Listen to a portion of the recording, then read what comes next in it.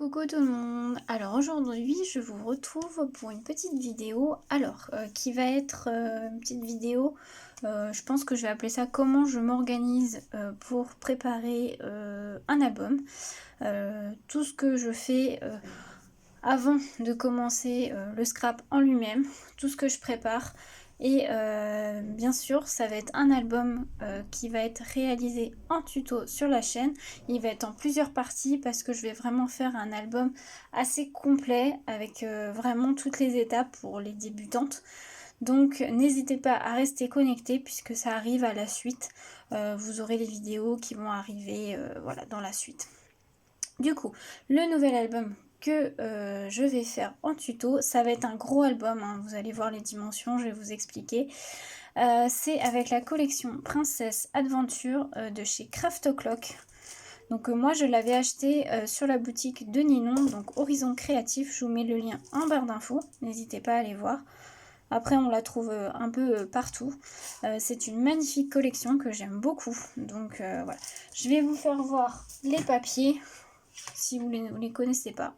Voyez, c'est le thème un peu princesse, fifi, voilà. Je vous fais voir assez rapidement puisque je vous les avais fait la présentation en vidéo quand j'avais reçu en haul.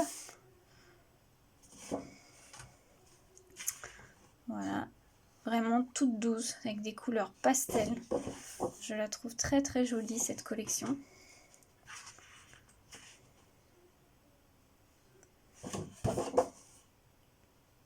Elle est toute mignonne. Donc moi j'ai deux pads 30-30, deux pads 20-20 et deux pads 15-15. Je ne pense pas que je vais tout utiliser. J'essaierai de vous le redire dans la première vidéo.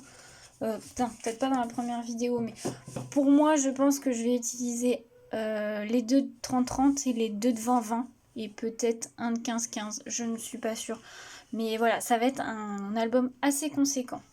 Donc, pour commencer, quand je commence un album, déjà, je me regarde la collection complète, voir les teintes, les couleurs, voilà.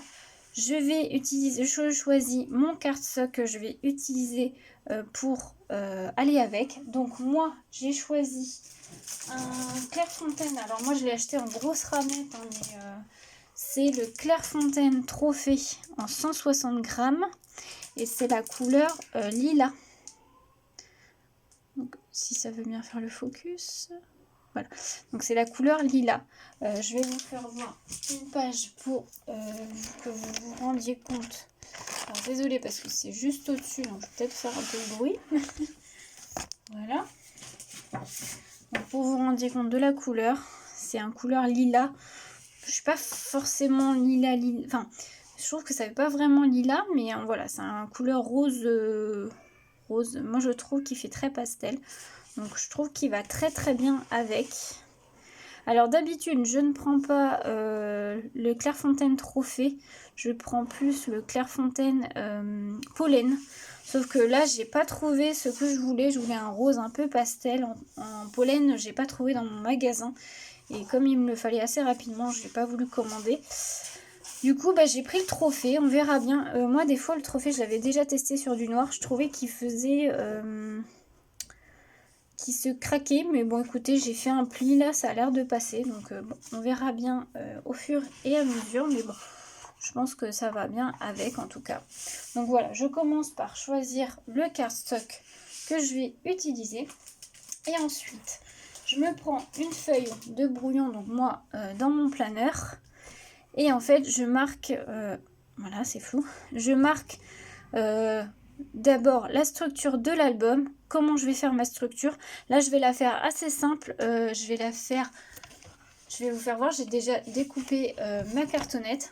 Donc, je réfléchis sur ma structure, je découpe ma cartonnette. Donc là, vous voyez, ça va être une structure assez simple, ça va être du 21 par 21 cm et une petite tranche. Voilà, donc moi j'ai pris une tranche de 7 cm, mais ça je vous le redirai dans le premier tuto où on fera la structure. Ensuite, je commence à réfléchir à mes ça devient fou. Je commence à réfléchir à mes papiers, lequel je vais utiliser pour la couverture. Donc voilà, je prends tous mes papiers devant moi et voilà, je regarde ce que je vais utiliser comme couverture. Comme fermeture, ça n'oubliez pas, c'est pareil, c'est très important, puisque si vous voulez utiliser du ruban par exemple, comme moi là je pense que je vais utiliser du ruban, il faut bien le mettre avant de poser votre papier déco, sinon ça va pas faire très joli et vous allez être embêté. Et après, donc là j'ai commencé mais j'ai pas tout mis parce que je voulais pas vous spoiler, je marque mes idées de page. Voilà, les idées que je peux trouver soit dans mon imagination, soit je m'inspire de vidéos YouTube, ça dépend. Voilà, donc ça c'est comment je m'organise et après je note toutes mes idées de page avec les mesures, comme ça pour vous filmer les tutos c'est plus facile. Ensuite, je regarde aussi en dehors de la collection ce que je pourrais utiliser. Par exemple, là, j'avais un checker en bois que je voulais, qui pourrait bien aller avec la collection, qui est de chez Cora Project. Donc un checker carrosse. Donc au départ, je voulais l'utiliser sur la couverture, mais avec le papier que j'ai choisi en couverture, je vous le fais pas voir parce que je veux pas vous spoiler la première vidéo, mais ça n'allait pas, c'était trop, ça faisait trop. Donc du coup, j'ai une autre idée pour l'utiliser, donc ça vous verrez dans la suite du tuto, mais je pense que je vais l'utiliser.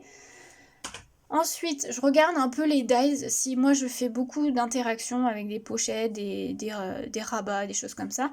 J'aime bien utiliser des dies de bordure. Alors, soit vous utilisez, bon, si vous n'avez pas de dies de bordure, on va dire entre guillemets de marque, vous en avez chez Action, il y en a de très jolis, donc vous pouvez utiliser ceux-là.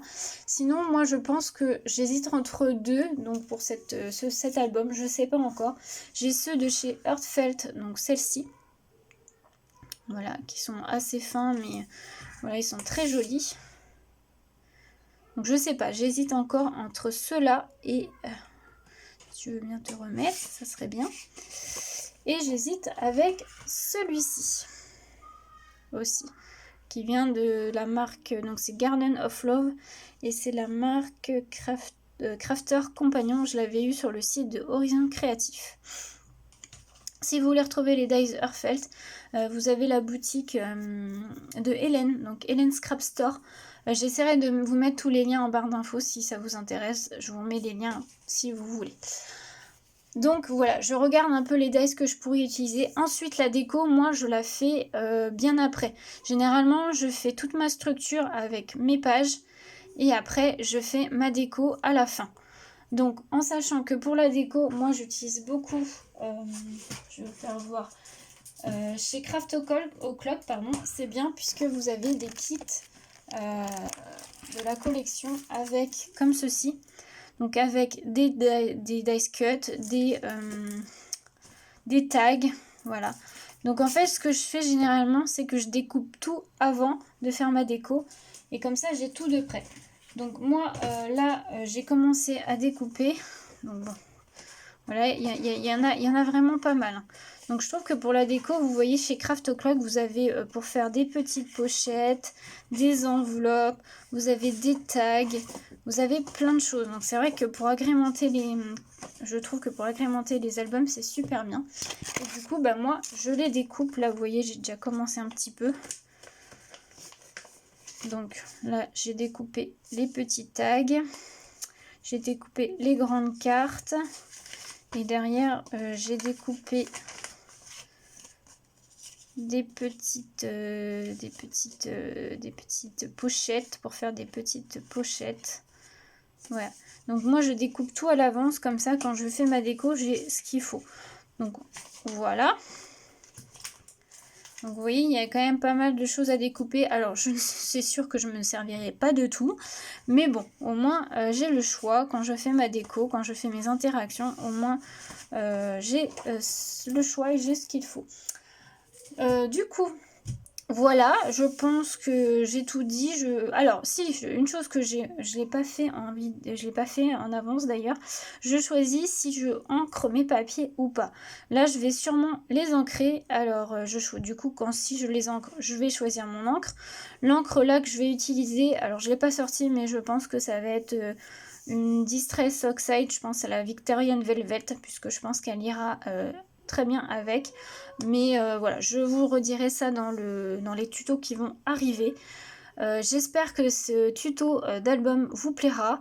En tout cas, j'ai hâte de le commencer puisque quand je tourne cette vidéo, j'ai tout juste commencé. J'ai pas, voilà.